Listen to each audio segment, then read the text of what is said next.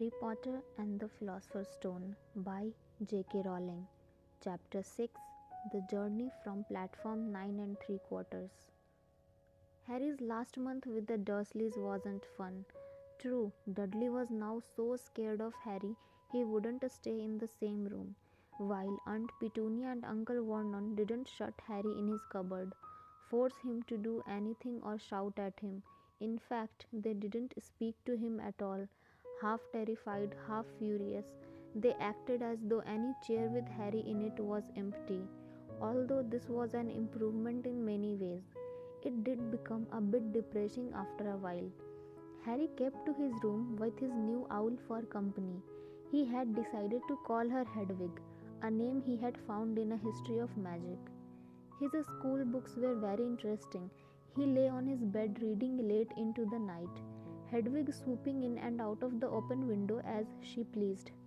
It was lucky that Aunt Petunia didn't come in to hover anymore, because Hedwig kept bringing back dead mice. Every night before he went to sleep, Harry ticked off another day on the piece of paper he had pinned onto the wall, counting down to September the 1st. On the last day of August, he thought he would better speak to his aunt and uncle about getting to King's Cross station next day, so he went down to the living room, where they were watching a quiz show on television. He cleared his throat to let them know he was there, and Dudley screamed and ran from the room. Uncle Vernon? Uncle Vernon grunted to show he was listening. I need to be at King's Cross tomorrow to go to Hogwarts. Uncle Vernon grunted again. Would it be alright if you gave me a lift? Grunt. Harry supposed that meant yes. Thank you. He was about to go back upstairs when Uncle Vernon actually spoke. Funny way to get to a wizard school, the train. Magic carpets all got punctures, have they? Harry didn't say anything. Where is this school anyway? I don't know, said Harry. Realizing this for the first time, he pulled the ticket Hagrid had given him out of his pocket. I just take the train from platform 9 and 3/4 at 11 o'clock, he read. His aunt and uncle stared. Platform what? 9 and 3/4. Don't talk rubbish, said Uncle Vernon. There is no platform 9 and 3/4. It's on my ticket. Barking, said Uncle Vernon. Howling mad, the lot of them, you will see. You just wait. All right, we will take you to King's Cross. We are going up to London tomorrow anyway, or I wouldn't bother. Why are you going to London? Harry asked, trying to keep things friendly. Taking Dudley to hospital, growled Uncle Vernon. Got to have that ruddy tail removed before he goes to Smeltings. Harry woke at 5 o'clock the next morning and was too excited and nervous to go back to sleep. He got up and pulled on his jeans because he didn't want to walk into the station in his wizard's robes. He would change on the train. He checked his Hogwarts list yet again to make sure he had everything he needed, saw that Hedwig was shut safely in her cage, and then paced the room, waiting for the Dursleys to get up. 2 hours later, Harry's huge heavy trunk had been loaded into the Dursleys' car. Aunt Petunia had talked Dudley into sitting next to Harry and they had set off. They reached King's Cross at 10:30. Uncle Vernon dumped Harry's trunk onto a trolley and wheeled it into the station for him. Harry thought this was strangely kind until Uncle Vernon stopped dead, facing the platforms with a nasty grin on his face. Well, there you are, boy. Platform 9, platform 10. Your platform should be somewhere in the middle, but they don't seem to have built it yet, do they? He was quite right, of course. There was a big plastic number 9 over 9 platform and a big plastic number 10 over the one next to it, and in the middle nothing at all. Have a good term, said Uncle Vernon with an even nastier smile. He left without another word. Harry turned and saw the Dursleys drive away. All three of them were laughing. Harry's mouth went rather dry. What on earth was he going to do? He was starting to attract a lot of funny looks. Because of Hedwig, he would have to ask someone. He stopped a passing guard but didn't dare mention platform 9 and 3/4. The guard had never heard of Hogwarts, and when Harry couldn't even tell him what part of the country it was in, he started to get annoyed, as though Harry was being stupid on purpose. Getting desperate, Harry asked for the train that left at 11 o'clock, but the guard said there wasn't one. In the end, the guard strode away, muttering about time wasters. Harry was now trying hard not to panic. According to the large clock over the arrivals board, he had 10 minutes left to get on the train to Hogwarts, and he had no idea how to do it. He was stranded in the middle of a station with a trunk he could hardly lift, a pocket full of wizard money, and a large owl. Hagrid must have forgotten to tell him something you had to do, like tapping the third brick on the left to get into Diagon Alley. He wondered if he should get out his wand and start tapping the ticket box between platform 9 and 10. At that moment, a group of people passed just behind him, and he caught a few words of what they were saying. Packed with muggles, of course. Harry swung round. The speaker was a plump woman who was talking to four boys, all with flaming red hair. Each of them was pushing a trunk like Harry's in front of him, and they had an owl. Heart hammering, Harry pushed his trolley after them. They stopped, and so did he, just near enough to hear what they were saying. "Now, what's the platform number?" said the boy's mother. 9 and 3/4, piped a small girl, also red-headed, who was holding her hand. "Mum, can't I go?" "You are not old enough, Ginny. Now be quiet, all right? Percy, you go first." What looked like the oldest boy marched towards platforms 9 and 10. Harry watched, careful not to blink in case he missed it. But just as the boy reached the divide between the two platforms, a large crowd of tourists came swarming in front of him, and by the time the last rucksack had cleared away, the boy had vanished. "Fred, you next," the plump woman said. "I am not Fred, I am George," said the boy. "Honestly, woman, call yourself our mother? Can't you tell I am George?" "Sorry, George, dear. Only joking, I am Fred," said the boy, and off he went. His twin called after him to hurry up, and he must have done, because seconds later he had gone. But how had he done it? Now the third brother was walking briskly towards the ticket barrier. He was almost there, and then quite suddenly he wasn't anywhere. There was nothing else for it. "Excuse me?" Harry said to the plump woman. "Hello, dear," she said. "First time at Hogwarts. Ron's new too." She pointed at the last and youngest of her sons. He was tall, thin, and gangling, with freckles, big hands and feet, and a long nose. "Yes," said Harry. The thing is, I don't know how to get onto the platform," she said kindly, and Harry nodded. "Not to worry," she said.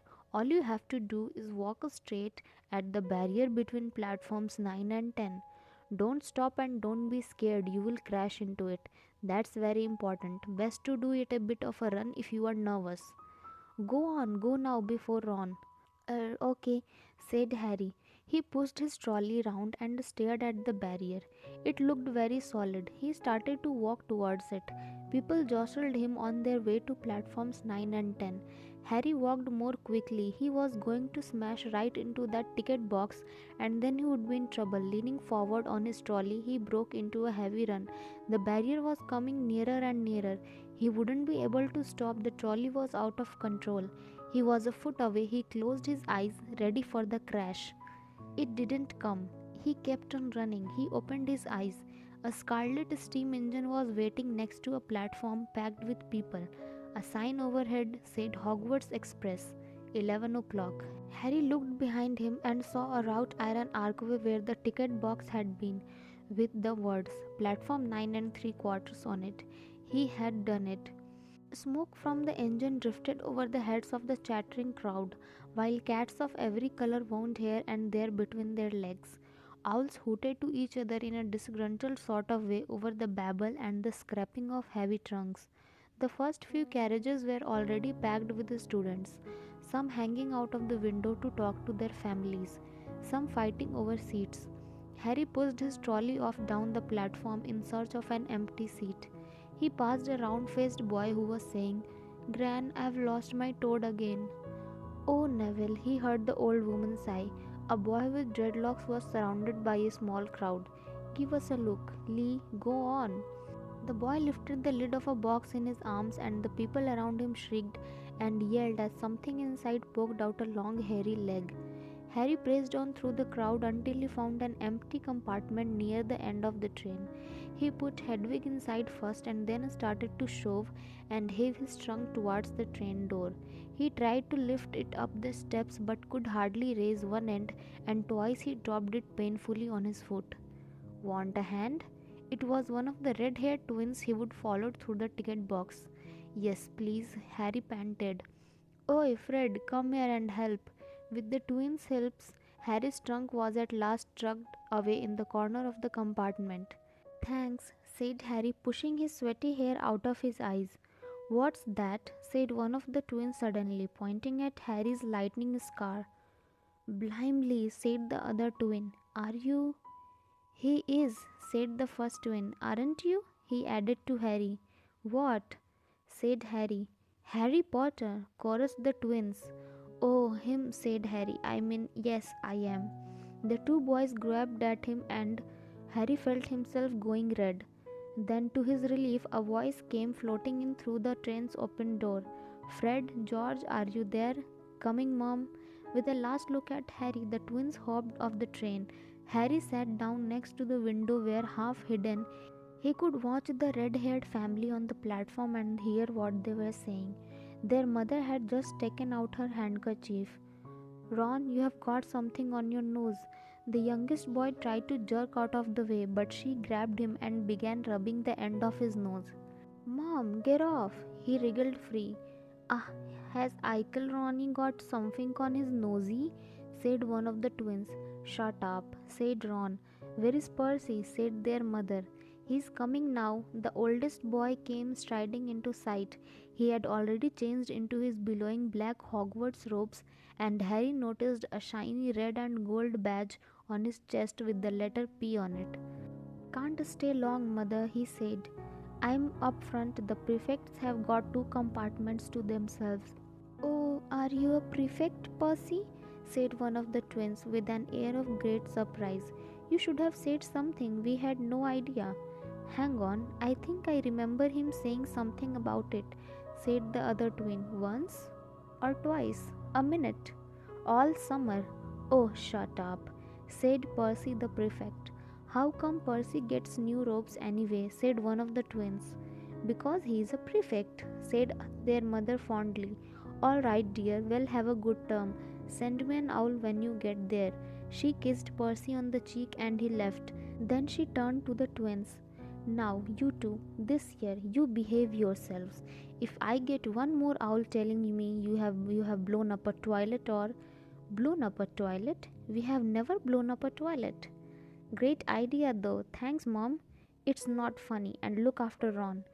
"Don't worry, Ickle Ronnikins is safe with us." "Shut up," said Ron again. He was almost as tall as the twins already, and his nose was still pink where his mother had rubbed it. "Hey Mom, guess what? Guess who we just met on the train?" Harry leaned back quickly so they couldn't see him looking. "You know that black-haired boy who was near us in the station? Know who he is?" "Who?" "Harry Potter." Harry heard the little girl's voice. "Oh Mom, can I go on the train and see him, Mom? Oh please." "You have already seen him, Ginny. And the poor boy isn't something you goggle at in a zoo. Is he really, Fred?" "How do you know?" "Asked him. Saw his scar. It's really there, like lightning." "Poor dear. No wonder he was alone." I wondered. He was ever so polite when he asked how to get onto the platform. "Never mind that. Do you think he remembers what you know who looks like?" Their mother suddenly became very stern. "I forbid you to ask him, Fred. No, don't you dare." As though he needs reminding of that on his first day at school. "All right, keep your hair on." A whistle sounded. "Hurry up," their mother said, and the 3 boys clambered onto the train. They leant out of the window for her to kiss them goodbye, and their younger sister began to cry.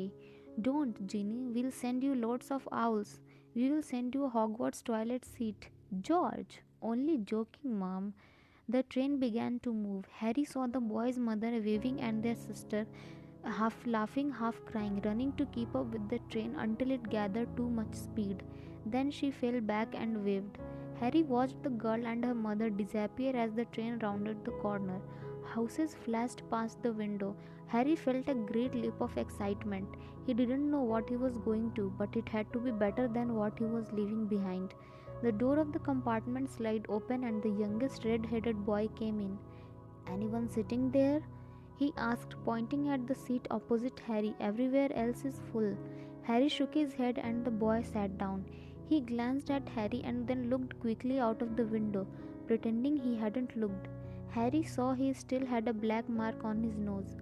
"Hey, Ron!" The twins were back. "Listen, we are going down the middle of the train. Lee Jordan's got a giant tarantula down there." "Right," mumbled Ron. "Harry," said the other twin, "did we introduce ourselves?" "Fred and George Weasley, and this is Ron, our brother. See you later then." "Bye," said Harry and Ron. The twins slid the compartment door shut behind them. "Are you really Harry Potter?" Ron blurted out. Harry nodded. "Oh, well, I thought it might be one of Fred and George's jokes," said Ron. "And have you really got, you know?" He pointed out Harry's forehead. Harry pulled back his fringe to show the lightning scar.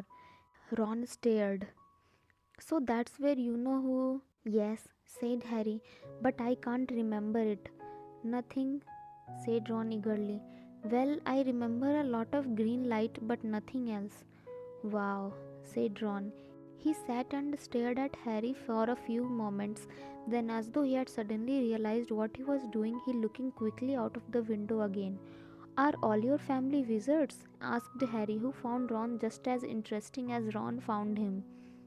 Yes, I think so," said Ron. "I think Mom's got a second cousin who was an accountant, but we never talk about him. So you must know lots of magic already?" The Weasleys were clearly one of those old wizarding families the pale boy in Diagon Alley had talked about. "I heard you went to live with muggles," said Ron. "What are they like?" "Horrible. Well, not all of them. My aunt and uncle and cousin are though.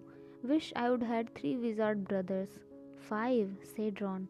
For some reason he was looking gloomy. "I'm the 6th in our family to go to Hogwarts.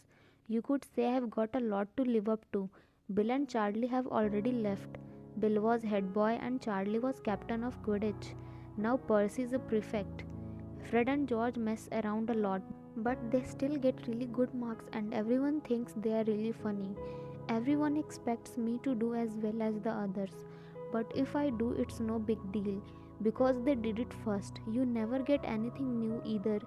With 5 brothers, I have got Bill's old robes, Charlie's old wand, and Percy's old rat." Ron reached inside his jacket and pulled out a fat grey rat, which was asleep. "His name's Scabbers, and he's useless. He hardly ever wakes up. Percy got an owl from my dad for being made a prefect, but they couldn't I got a Scabbers instead." Ron's ears went pink. He seemed to think he would say too much, because he went back to staring out of the window. Harry didn't think there was anything wrong with not being able to afford an owl. After all, he would never had any money in his life until a month ago, and he told Ron so, all about having to wear Dudley's old clothes and never getting proper birthday presents. This seemed to cheer Ron up. "And until Hagrid told me, I didn't know anything about being a wizard or about my parents or Voldemort." Ron gasped. "What?" said Harry. "You said you know whose name," said Ron, sounding both shocked and impressed. "I would have thought you of all people. I'm not trying to be brave or anything, saying the name," said Harry. "I just never knew you shouldn't. See what I mean? I have got loads to learn, I bet," he added, voicing for the first time something that had been worrying him a lot lately. "I bet I'm the worst in the class." "You won't be. There is lots of people who come from Muggle families and they learn quick enough." While they had been talking, the train had carried them out of London. Now they were speeding past fields full of cows and sheep. They were quiet for a time, watching the fields and lanes flick past. Around 12:30 there was a great clattering outside in the corridor, and a smiling, dimpled woman slid back their door and said, "Anything off the trolley, dears?" Harry, who hadn't had any breakfast, leaped to his feet, but Ron's ears went pink again, and he muttered that who'd brought sandwiches. Harry went out into the corridor. He had never had any money for sweets with the Dursleys, and now that he had pockets rattling with gold and silver, he was ready to buy as many Mars bars as he could carry. But the woman didn't have Mars bars. What she did have were Bertie Bott's every flavor beans, Drooble's best blowing gum, chocolate frogs, pumpkin pasties, cauldron cakes, liquids wands, and a number of other strange things Harry had never seen in his life. Not wanting to miss anything, he got some of everything and paid the woman 11 silver sickles and 7 bronze nuts. Ron stared as Harry brought it all back into the compartment and tipped it onto an empty seat. "Hungry, are you?" "Starving," said Harry, taking a large bite out of a pumpkin pasty. Ron had taken out a lumpy package and unwrapped it. There were 4 sandwiches in there. He pulled one of them apart and said, "She always forgets I don't like corned beef." "Swap you for one of these?" said Harry, holding up a pasty. "Go on." "You don't want this, it's all dry," said Ron.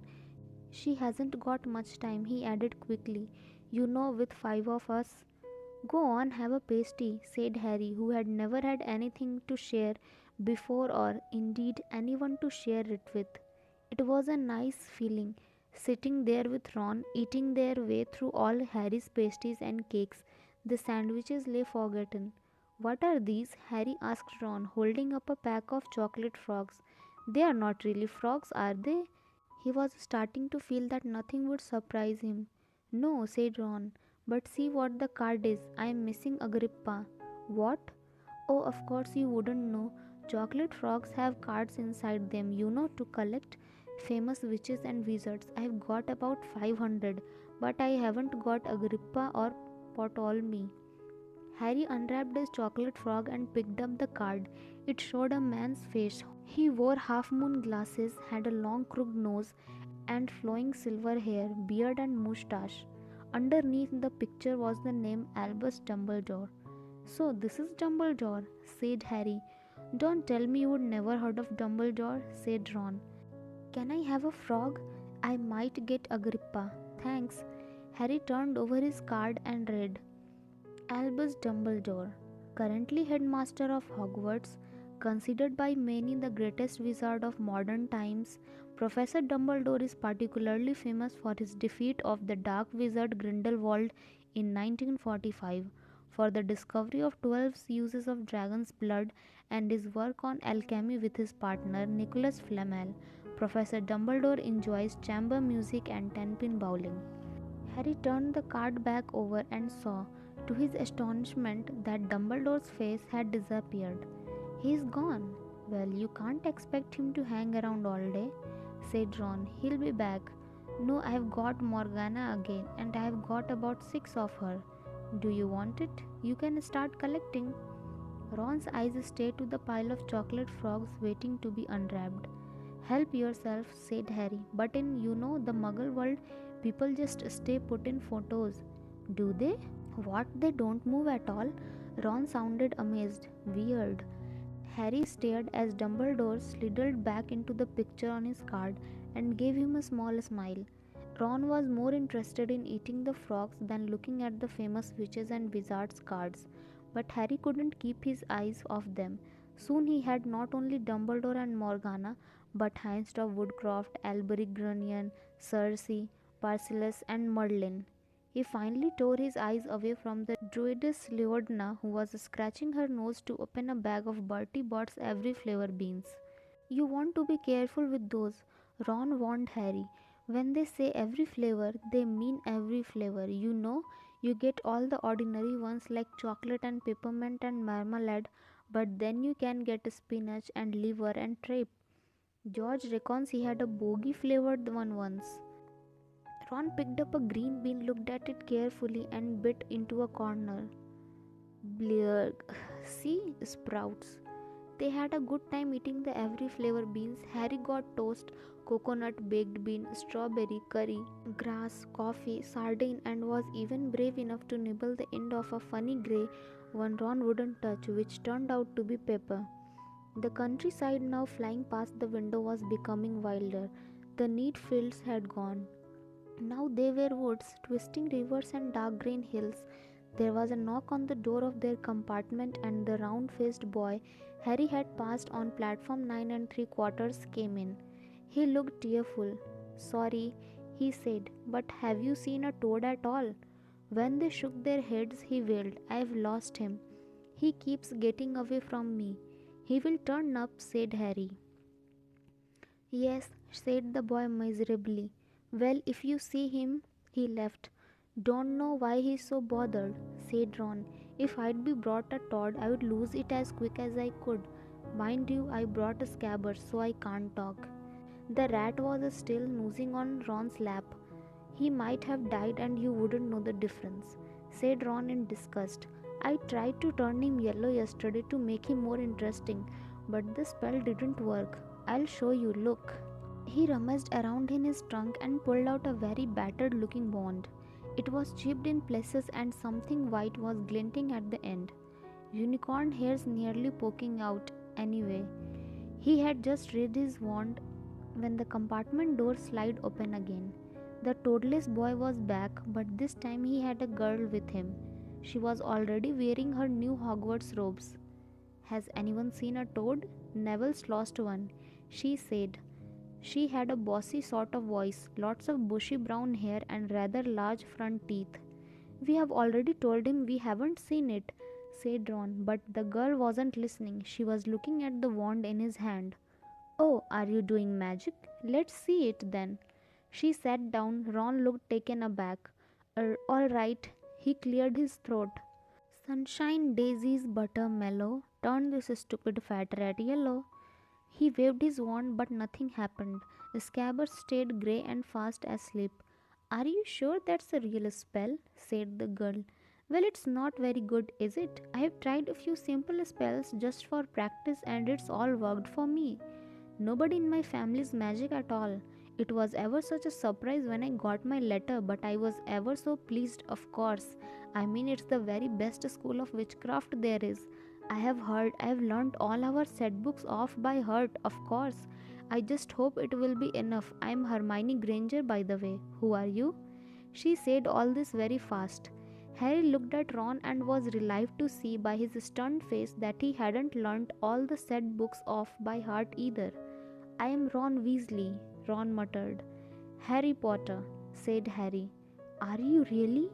said Hermione. "I know all about you, of course. I got a few extra books for background reading, and you are in modern magical history and the rise and fall of the dark arts and great wizarding events of the 20th century. "Am I?" said Harry, feeling dazed. "Goodness, didn't you know?" "I would have found out everything I could if it was me," said Hermione. "Do either of you know what house you will be in?" "I have been asking around and I hope I am in Gryffindor. It sounds by far the best. I hear Dumbledore himself was one. But I suppose Ravenclaw wouldn't be too bad. Anyway, we would better go and look for Neville's toad. You two had better change, you know. I expect we'll be there soon." And she left, taking the toadless boy with her. "Whatever house I'm in, I hope she's not in it," said Ron.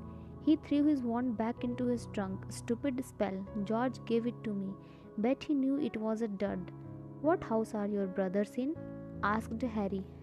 "Gryffindor," said Ron. Gloom seemed to be settling on him again. "Mum and Dad were in too. I don't know what they'll say if I'm not. I don't suppose Ravenclaw would be too bad, but imagine if they put me in Slytherin.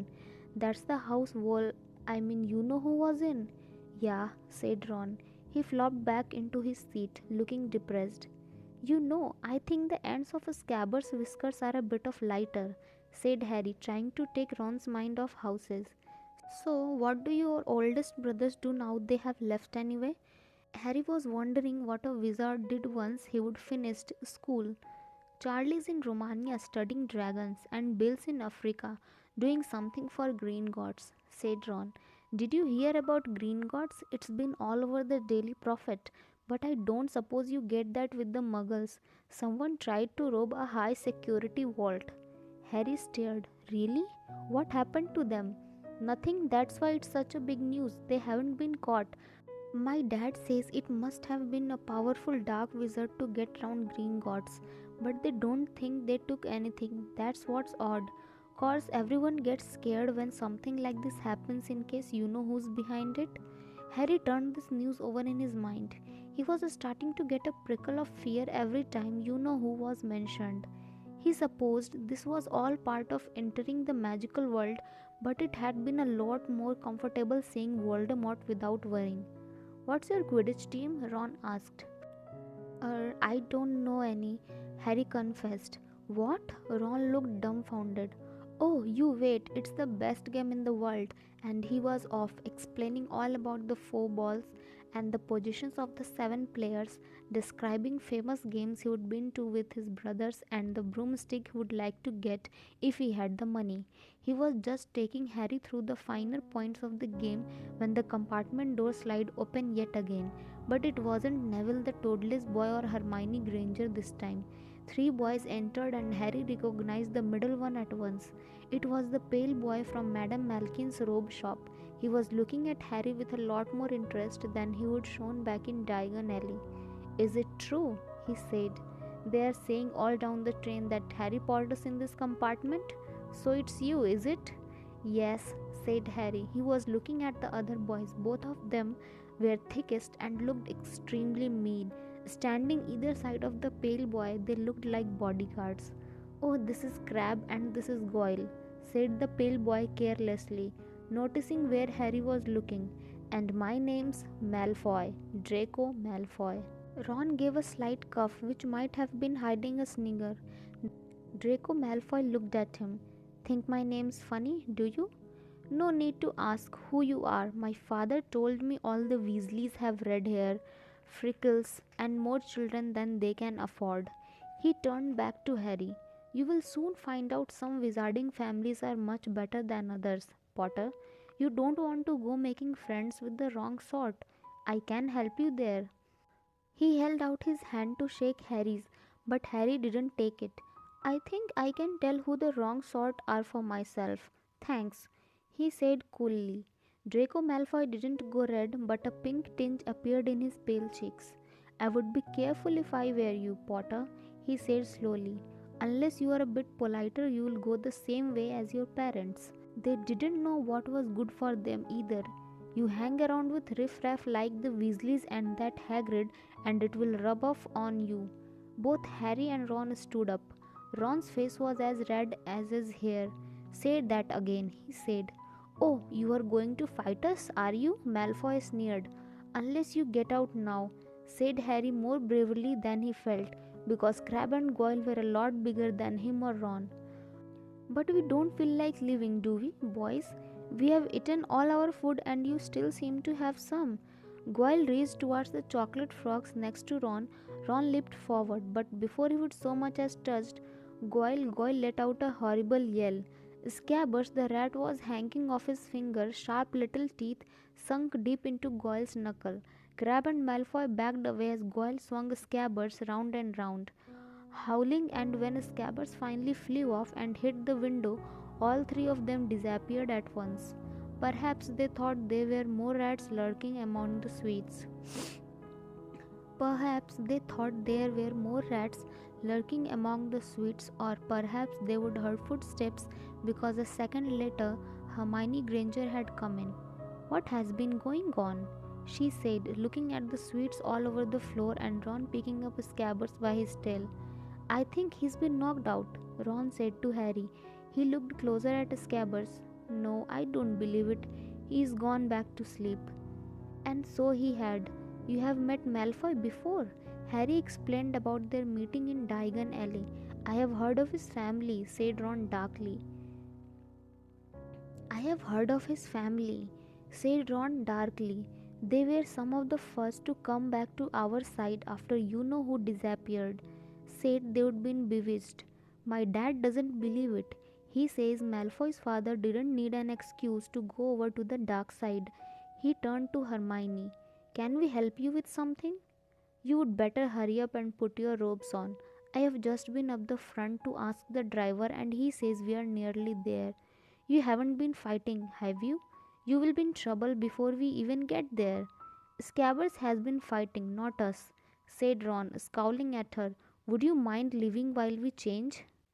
All right, I only came in here because people outside are behaving very childishly, racing up and down the corridors, said Hermione in a sniffy voice. And you have got dirt on your nose, by the way, did you know? Ron glared at her as she left. Harry peered out of the window. It was getting dark. He could see mountains and forest under a deep purple sky. The train did seem to be slowing down. He and Ron took off their jackets and pulled on their long black robes. Ron's were a bit short for him. He could see his trainers underneath them. A voice echoed through the train. We will be reaching Hogwarts in 5 minutes' time. Please leave your luggage on the train. It will be taken to the school separately. Harry's stomach lurched with nerves, and Ron, he saw, looked pale under his freckles. They crammed their pockets with the last of the sweets and joined the crowd thronging the corridor. The train slowed right down and finally stopped. People pushed their way towards the door and out onto a tiny dark platform. Harry shivered in the cold night air. Then a lamp came bobbing over the heads of the students, and Harry heard a familiar voice. First years over here. All right there, Harry."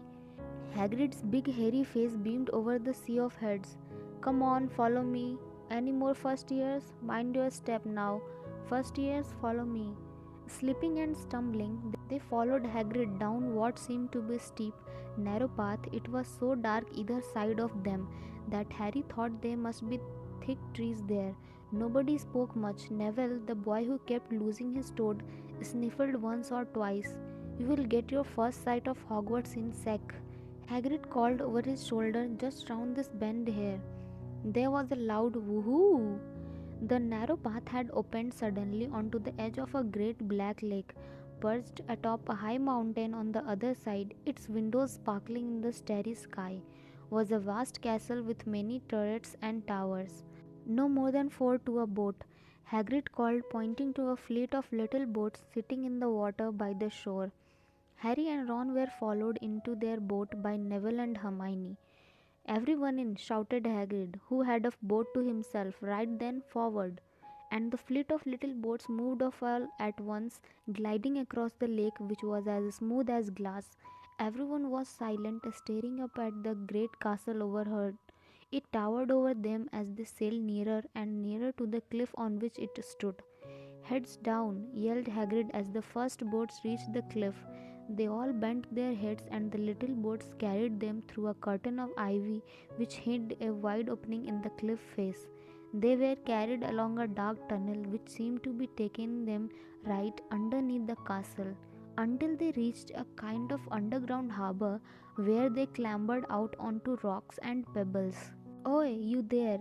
Is this your toad?" said Hagrid, who was checking the boats as people climbed out of them. "Trevor!" cried Neville blissfully, holding out his hands. Then they clambered up a passageway in the rock after Hagrid's lamp, coming out at last onto smooth, damp grass right in the shadow of the castle. They walked up a flight of stone steps and crowded around the huge oak front door. "Everyone here! You there still got your toad?" Hagrid raised a gigantic fist and knocked 3 times on the castle door.